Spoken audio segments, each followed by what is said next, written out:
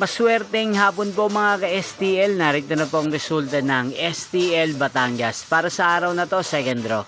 December 19, 2025, araw ng Biyernes.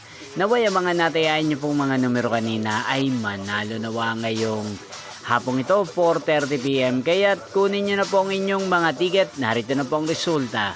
Ang mga numerong nanalo sa STL Batangas ngayong hapong ito, December 19, 2025.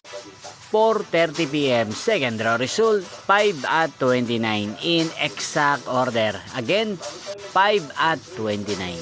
At ngayong hapong ito sa STL Batangas, atin pong i-shoutout si Ate Apple ng Batangas na nanonood po sa channel na to.